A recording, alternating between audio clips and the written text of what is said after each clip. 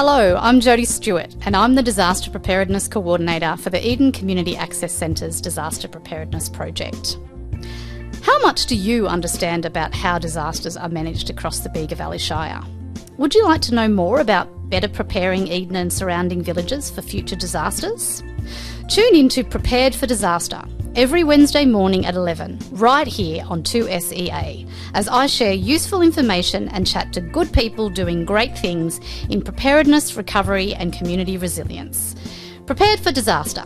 It's all about building stronger, prepared local communities, ready to face more frequent disasters.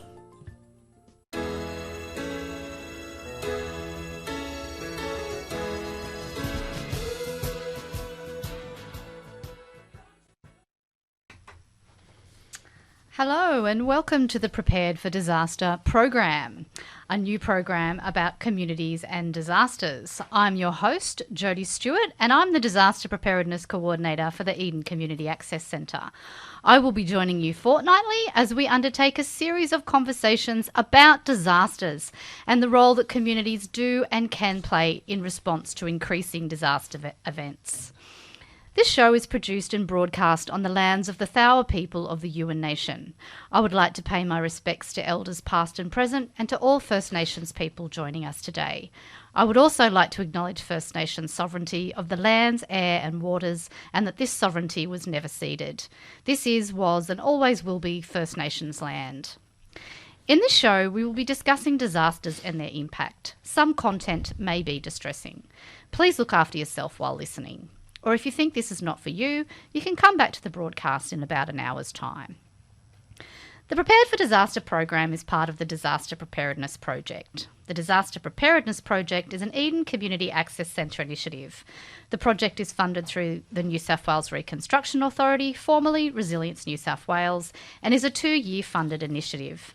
The aim of the project is to bring the community together to develop a plan that can provide practical strategies for us to be better prepared for future disaster events, whether that be floods, pandemics or fires.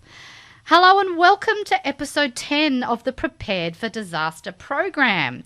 We have another fantastic show planned for you today with an awesome guest joining us here in the studio.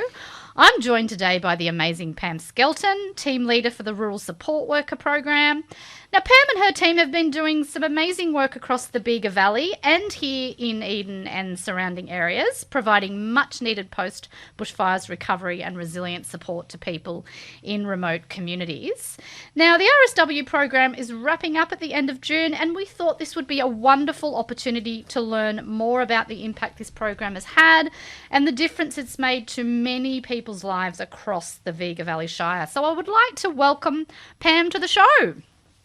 Thank you, Jodie. Welcome, Pam. Now, I like to start all my interviews by asking our guests to share their story. So, Pam Skelton, tell us your story. What is the Pam Skelton story? Oh, how long have you got, Jodie? I'm no spring chicken, as you can see. Our listeners can't, of course. But, I've had a long and happy life. I was born in Wales in the UK to start at the beginning, and my family were migrants to New Zealand, where I was raised, had a happy childhood. Ended up having the privilege of going to uni, or varsity as they call it over there, which is where I met my husband-to-be, Peter, who was and is a true blue Australian. And so we were married over there in New Zealand and came back to Australia and ended up in Eden around about the mid-70s. So we've been in this area for quite a long time. Lived in Toowoomba, out further, Perico, Kaya, and currently in Eden itself. So we've sort of lived in this community, or this broader community, for quite a few decades now, and we love it. We're well and truly rooted here in Eden. Awesome. From Wales to New Zealand to Eden. Yes, that's right. What an amazing journey you have had that's brought you here, Pam, and the community's very, very lucky to have you. So you are the team leader for the Rural Support Worker program. Can you tell us a little bit about this program and your role, Pam? Okay, so we're a small team. We better put that forward at the outset. We're just a small group of people, particularly now at the tail end of the program. But we are spread across the Shire, as you mentioned before. And yes, we've been supporting people within communities and indeed community organisations quite broadly. So there's a whole range of examples of things that we've been applying our energies to. And the purpose of our support has been a little bit sort of double pronged, I suppose, to provide practical assistance to people, but perhaps more importantly, supporting people's mental health. And that, of course, within our capacity, our training, we are not experts or professionals in that field alone. So, of course, part of our role is to refer people who might be struggling a little bit with their mental health to appropriate additional supports within other agencies and services. So the practical things we've been doing, my goodness, they've been many and varied according to the skills of our team.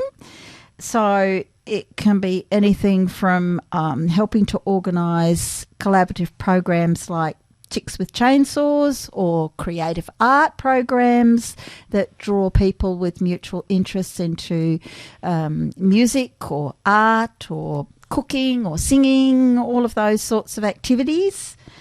We've also been doing very basic practical support, supplying food to people to help augment their stretched budgets, supplying building materials such as we can, helping to erect sheds, clear undergrowth, just generally participate in building or rebuilding projects. And establishing new projects, particularly further north in the Shire, such as the Cobargo Community Garden and the Tool Library in Cobargo. They're all fairly new initiatives and quite big exercises in collaborating within community, and the RSW workers have been engaged with those. So quite a broad sweep of different tasks. A very diverse array of supports in this program. So the RSW program focuses on rural and remote communities in particular and aiding their recovery. So what do you think, Pam, is the importance of programs like this?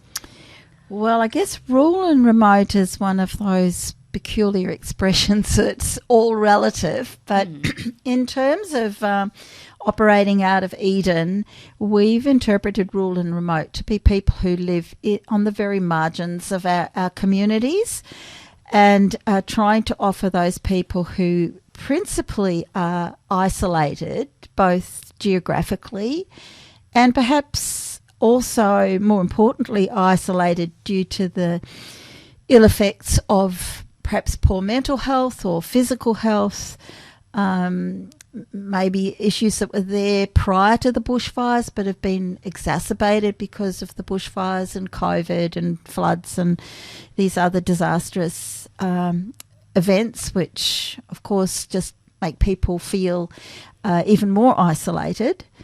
So, so we have been travelling some distances to link in with people who perhaps live alone or out in the bush, as we say, and trying to establish sustainable relationships with people and their neighbours. So one of our objectives is to draw communities together, people within their own communities, just working more closely together. And our RSW workers themselves, we modelled that on an asset-based community development model. So that meant that we selected people who were already living and acting within their communities and had adopted some measure of a leadership role or the confidence to move forward in building those positive relationships within community. I think isolation is one of the key features that we sort of focus on. How isolated are people, or how isolated do they feel? Because, of course, you can feel isolated and lonely even in an urban setting. Yes, we're hoping to provide those kind of supports. Yes, particularly. And and community connectedness you mentioned as well, and the importance of bringing people together. We talk a lot about community connectedness here on this show because a well-connected community is a well-prepared community. Exactly. We're chatting with Pam Skelton, who's the team leader of the Rural Support Worker Program. The Rural Support Worker Program is wrapping up very soon, and we're chatting to Pam about the program and the work that they've been doing here in the Bega Valley Shire and in Eden. We're going to break for a bit of a song now. We're going to hear from Aretha Franklin and Respect.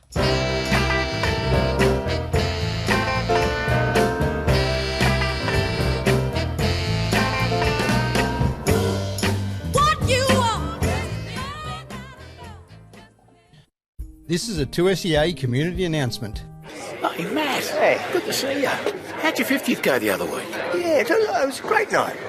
Good to hear. So, what's new? Oh, not much. Yeah? Not much. Just a full-blown midlife crisis. How can I already be 50? Where's it all gone? What happened to new adventures, living in Europe, starting a business? I just feel exhausted. No energy for anything. Maybe I'm sick. Should go to the doctor. Do I really want to know, though? It's probably cancer. Definitely cancer. I got to do something with my life before it's all over, you know what I mean? Yeah, I know how you feel. You do? Yeah, mate, I'm 58. I've been through it. So you've been there? Most of the blokes at this table. Let your inner voice out at the men's table. Search themenstable.org for details. Hello, welcome back. If you're just joining us, I'm chatting here in the studio with Pam Skelton, team leader for the Rural Support Worker Program. Pam and I have been chatting about the program and the work that her and her team have been doing to support people here in the Bega Valley and Eden and surrounds post bushfires. Now, Pam, many communities on the far south coast are still recovering from cascading disasters, and it's well understood that recovery has no endpoint and can be a very long and winding road. So in your work with communities, what successful recovery models have you seen, and what do you believe has made them successful? If I could answer that question, I suppose principally from individual recovery, which particularly down in the south here has been the main thrust of our work. I guess it's been a learning journey for us and for the people that we work with. I guess the traditional version of recovery is to get things back to normal ASAP. And as we've discovered that, and as you've just mentioned, that's a long process, and perhaps in essence a bit of a furphy, because it's a new normal. I think the nature of disaster is that things can have the potential to change so dramatically that you never really get back to what, as things were. And that can be a very difficult process. So I think to define recovery, I would be perhaps putting it in terms of it's when you're no longer continually looking back at the disaster and its impacts on your life, particularly the negative impacts, and you can have a more forward focus and feel more in control about your future goals and the goals of, for your family and people you care about. So it's having some ability to put some of those losses and those tragedies behind you, not sweeping them under the carpet, but just getting them in a different perspective, a better, healthier perspective. And as you've suggested, that takes time.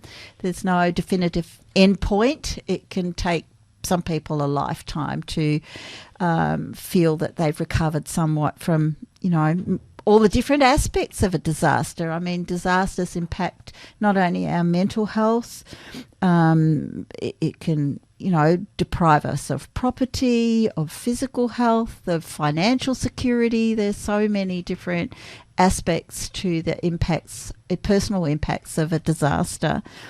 So, maybe in recovery we're referring to being open to changes in terms of what we value in life. It's a bit like a gigantic wake-up call of, well, what's important to me? Because so many things may have been removed from what you thought was important. And that's a hard question to answer. What are my values going to be moving forward? What are the positive things in the longer term? And what do I want to do, both individually and collectively, and I think it also refers to having the energy to move forward.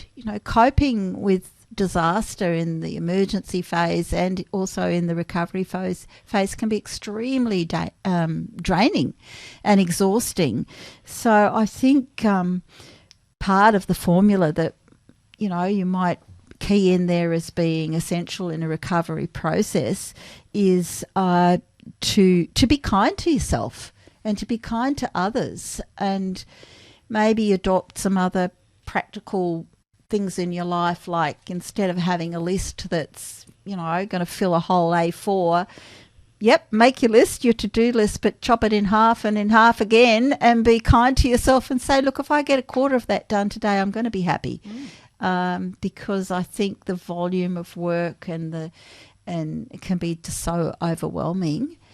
And giving yourself time for friends and for fun things, that's absolutely essential, and it's usually one of the first things to go. You tell yourself, I'm too busy, I've got too much to do, haven't got time for that sort of thing anymore. But really to make a full and healthy recovery, I think you definitely need to slot in time doing the things that you really enjoy. And the other things, well, they might take a bit longer, but hopefully you'll get there, and being connected, of course, if you've said many, many times, making that effort to reconnect or stay connected with friends and neighbours is just absolutely essential. Yeah. Getting those good dopamine hits, ticking things off a to-do list, even if it's one thing. Exactly. Meeting and having a lovely chat with friends. Taking a walk in the sunshine. not being too reticent to reach out for help. It's okay to ask for help, and of course there are many people out there in the community for whom offering help and practical assistance it's a good thing. It's a two-way thing. It's one of the things that makes us most happy in life, is being able to help someone else. Absolutely. So being open to others is really, really important in terms of recovery. Yeah. That wonderful feeling. It's also a healthy dopamine hit. It helping is. other people. It that wonderful is indeed. feeling you get when you've precipitated change. Yeah. So what do you see as some of the biggest challenges to recovery and resilience in regional and rural areas like Eden and surrounds? And what are some of the opportunities? I think some of the challenges, well, I think it's easy to get swallowed up in the immensity of things, the challenges, whether we're just talking about, recovering your individual life and your immediate surrounds. I think as you become open to the challenges that face us in the bigger picture, with we all know that we're facing issues that are being faced around the world of climate change. That's now an indisputable challenge that's facing us with, as you're very well aware, more disasters are likely, more significant weather events. So this whole aspect of being able to face up to disasters is becoming more and more important to all of us. So I think we need to take an honest assessment about how things really are, and not to diminish face-to-face engagement across the board. We live in times when it's very easy to shut yourself away, even shut yourself away doing enjoyable things, listening to music or being engaged on your phone or whatever, digital engagement. But the flip side of that might be that we're less socially engaged. And I think all the research and the experience of service organisations are telling us that people, generally speaking, are becoming less engaged with community organisations and institutions. And I think that's a big challenge. I think it has to be recognised fairly and squarely. And if we don't, well, I think we're going to be hamstrung in terms of what we can do moving forward. We've got to move forward together and just affirm that everybody has something to offer, regardless of age or gender or any other life circumstance. There's always something that we can do that can contribute to the greater good of our community. Well, I believe. Yeah, and that comes back to that asset strength-based approach. It does. Yes, absolutely. So the Rural Support Worker Program will be wrapping up in a month's time. What are some of the learnings from this program, Pam? Well, I think one of the pleasing learnings is that our foundational understanding about what's good for community, as you've just mentioned, asset-based community development is indeed a very positive aspect of what we do, because it's recognising that within communities there are the skills, there are the resources to do what is best for your own community. Now, obviously, disasters, the definition of disaster is that things are thrown out of whack, at least for a period. But essentially, if we really value what people within our immediate communities have to offer, I think that has been affirmed in our work in community. We've met amazing people who have amazing capacity to be resilient and to work and to encourage each other. So I think that's been one of the big personal learnings for me, as well as I think personally it's taken me on a journey of being much better informed about the effects of trauma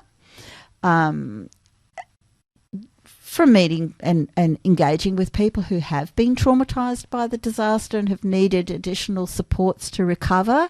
But I've been grateful to the likes of Catholic Care and the counselling support that they've been able to provide, not just in supporting people, which is really, really important, of course, but in educating the community about trauma. I think that's essential.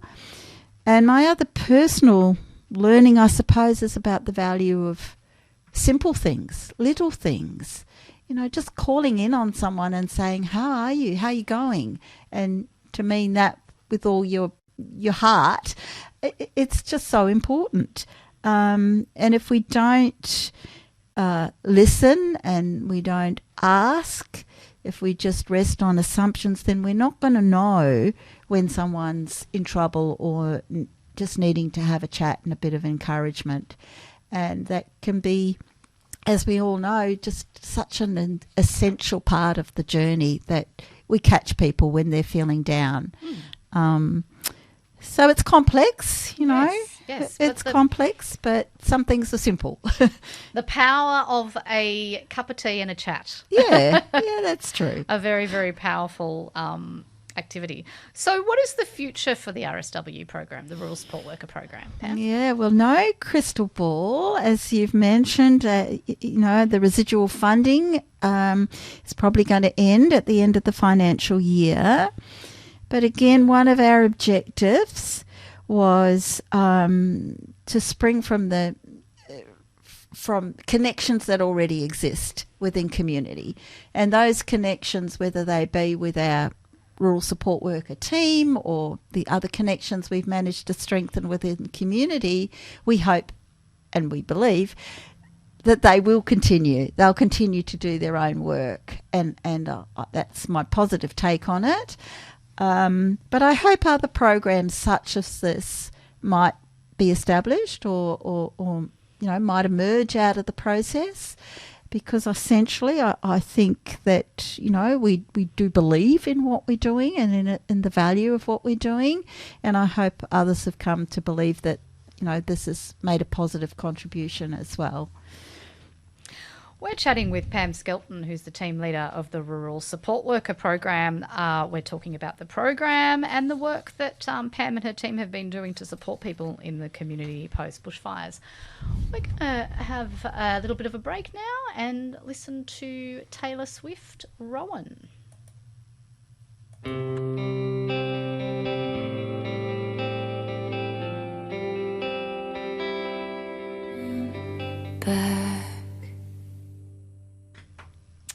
Welcome back. If you're just joining us, that was Rowan by Taylor Swift.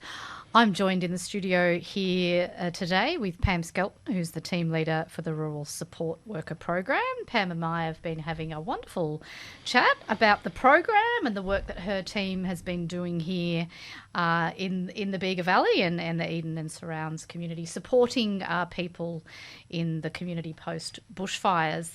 Now, Pam, I'm interested in hearing your response to a question we've asked of our Resilient Eden workshop participants.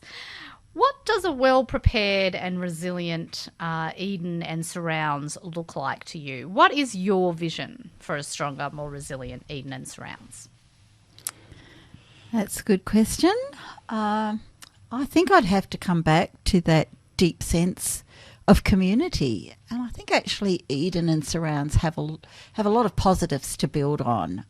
I certainly circulate in and amongst people who are really dedicated to the welfare of the Eden and community and the communities around us. And I think a resilient Eden would have to reflect a community where people do feel that they have something to offer, that they can be engaged and they can contribute to a positive difference. We know that most disasters come with a human element, even the concept of natural disasters. Well, they ain't so natural anymore. We know that human beings are contributing to the problems, so therefore it stands to reason in my mind that human beings have to work on being part of the solution. And we can't distance some of these problems and say, oh, they only happen over there. We're all impacted whether we like it or not. There's growing numbers of people who are displaced even within our own community. There's economic uncertainty that we're facing. There's housing issues. There's a whole heap of things that one could say are disastrous in our own backyard because we feel that our ability to control these things is diminished. But in coming together, I really do believe that we can feel a sense of strength and more control and more influence. And I think that's what it takes to be fully human, is to feel as though, we've got something to contribute. It might be something unique to ourselves, but each person has something that can go into the jigsaw of a solution. So I think, if we have an Eden community that continues to be vigilant, we remember the lessons of the past, we continue to plan in the present while we have the opportunity, and I do believe we will be better prepared for a future, come what may. We can be more hopeful, and we can be more certain that there are going to be people around us who can lend a hand in critical times. So I think keep on doing what we've been doing lately. Your project's been really inspirational, Jodie, so let's hope that other people will sort of take up the reins moving forward to keep some of these ideas and projects running. Yeah, absolutely, which is a marvellous segue, Pam, into a question about our Project Lab, because you are one of our amazing Project Lab members. Now, you've been working with a team of equally amazing community members on a really, really important community project. Can you tell us a little bit about that? Oh, well, there's been a whole suite of amazing little projects, but at my table we have been focused on what we've called Prepare to Party. Now, what could be nicer than that? But the concept behind it is, perhaps a bit shamefully, many of us don't know our neighbours as well as we feel we should or ought. We buzz past in our cars, or in my case, on my bicycle, and I don't pull in and say good day. And I'm a bit embarrassed to say there were neighbours I didn't even know their names. So part of the street party project is for some of us who've put our hands up to just go down the street, issue a warm and genuine invitation to people to get together for a barbecue or a meal or a chat and a talk. And so down in Happy Valley, down behind Mitre 10 there in our neck of the woods, we've had a couple of these occasions and it's just been wonderful. It's been great to meet people and to hear their stories of how they coped principally through the fires. That topic seems to come up without any great invitation really. But it's made us all aware of each other's vulnerabilities and fears and how some of these things can actually quite easily be overcome. And the first step is just for people around you to know what your needs are and just to talk about how those things can be met. And just simple things like a contact tree, giving each other permission to have each other's phone numbers so that in case of emergency, you know who you're going to call and you just feel reassured that there would be people in your neighbourhood looking out for you. So that's been the thrust of our little table talk, and other people in other parts of the town have done the same, and I think we've all found that to be a very positive experience. Yeah, it's an awesome project. So, Pam, if someone is, because we've been talking a lot about the Project Lab here on this program, it's a fortnightly event where community come together and they're supported by our team, the Disaster Preparedness Project team, and Ange McKechnie from the Bega Valley Shire Council to develop community projects. It's hosted at the Eden Library event space. We have a wonderful dinner. It's a great way to connect. And there's some, as you've mentioned, there's some marvellous projects happening. So, Pam, if someone was on the fence about coming to the lab, what would you say to them? I would say come and have a look. Taste and see in more ways than one. The food has been great. What's better than rocking up, at the end of a busy day and having someone else prepare something nice to eat. So the food's been wonderful. But also I think, we get a bit daunted sometimes by thinking that, we might be stepping into the company of experts or something and that, we haven't got anything to offer. But again, as I've said before, there's room for all. Everybody who's come along, I think, has been affirmed and recognised in our check-in process of who's who in the room and what they might be drawn to in terms of things that they would like to do or like to see happen to make a positive difference in our community in terms of preparedness. So I think the model's there. I'd be saying to people, come along, and if there's something that you feel isn't happening, we can get together and try and make it happen. So it's a positive space. It's lovely to meet there in the extension of the library. What a better venue could we have? Absolutely. It's been fantastic. It is a beautiful space. And if you're interested to find out what we're all about, the next Project Lab will be happening Thursday, June 8th, 5:30 to 7:30 p.m. at the beautiful Eden Library event space. Now, we have a warm winter curry for our dinner at the next lab from the Legacy of Eden. So come along, have a lovely warm curry, enjoy the wonderful company. And yeah, if you have a project idea, a little kernel of an idea, we can support you to develop it and connect you with others who can also support you on your project journey.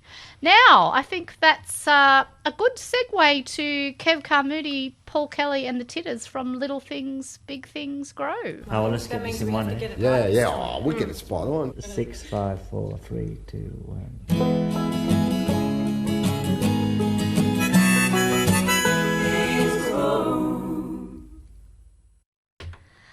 Hello Hello, welcome back. That was Kev Carmody, Paul Kelly and the Titters from Little Things, Big Things Grow, which was a great little segue song because we were talking about our project lab where the seeds of ideas are being sown and they're flourishing into wonderful projects. So don't forget our project lab, a welcoming and inclusive space for the community to come together and be supported to develop community projects. Our labs run fortnightly. The next lab is Thursday, June 8th, 5:30 to 7:30 p.m. at the Eden Library space.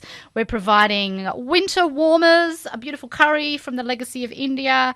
Come along, have a lovely dinner, enjoy some lovely company. We would really, really love to see you there. Now, last episode, I spoke about a very exciting event. Kaylee Morrissey from the Red Cross was talking about a wonderful Red Cross initiative called Tales as Old as Time. It's a Red Cross event supported by us at the Disaster Preparedness Project and the Eden Killer Whale Museum. Now, we have an update on our announcement. We've rescheduled this event to Friday, June 23rd. Now, that's just to give us time to organise and host a truly, truly awesome event for you all. The event will kick off at 6 p.m. at the Hotel Australasia in the Blue Dining Room.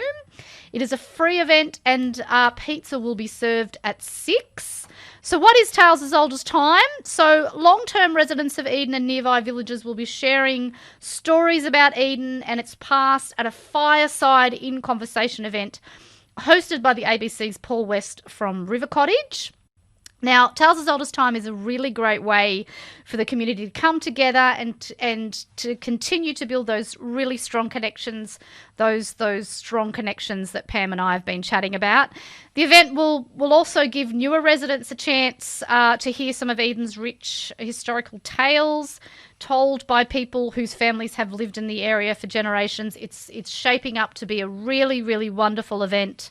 So if you're interested, you can contact Deb at the Eden Community Access Centre on 02 6496 3970. Now, tickets are limited and it's looking to be a really, really popular event, so make sure you get in quick. Now, I also have another very exciting announcement. The Disaster Preparedness Program, we are partnering with the Red Cross, the Bega Valley Shire Council, Anglicare, the Eden Business Chamber, RecLink and the PCYC to host a Community Fun Day on June 24th. It's kicking off at 10 a.m. at the Barclay Street Soccer Oval. Now, the event is titled Prepare Our People, or POP. So what can you expect from POP?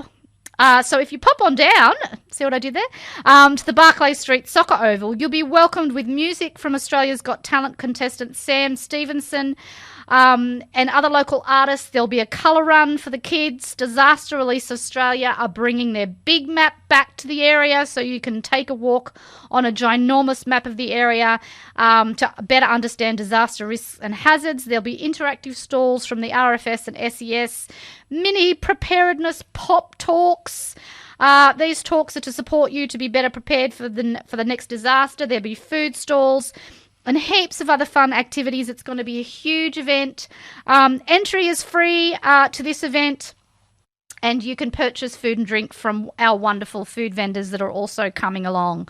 So POP is an opportunity to have fun, meet our first responders, acquire some important disaster preparedness information. It's shaping up to be a really great day out. Saturday, June 24th, kicking off at 10 a.m. at the Barclay Street Soccer Oval. Now, just finally, before I sign off for another episode, I've been chatting with Michael Collins from the Men's Table. So the Men's Table is an opportunity for men to come together for social connection. And we know here on the show how very, very important being connected is. Now, the format of the Men's Table is a dinner once a month. And these dinners create a unique, safe environment for men to share openly about their lives, their challenges, their highs and lows. Now, it's a proven format that creates a sense of belonging, community, peer support, and camaraderie that is often lacking for many men. So even for some who already have a group of mates. So men from the Churros Heads, Bermagui, Triangle and the Bega Valley are part of 3 tables in the region, and there's been calls for a table here in Eden. So if you think you might be interested in joining a table, call Michael on 0450 612 358. So that's all we have time for here on Prepared for Disaster. Thank you so much for tuning in. I love spending Wednesdays with you. Tune in next week for a repeat of this episode. Wednesday, June 14th, we'll be live again in the studio, and I'll be talking with Eden Local and Volunteer Group Officer for the Far South Coast RFS, Peter Stanton, and Patricia Daly, who's the Eden Unit Commander for the SES. Peter and Patricia will be talking with us about the role that their agencies play in disaster response, preparedness and resilience. So tune in for that, for I'm sure will be a fabulous episode. So until then, be well and stay connected.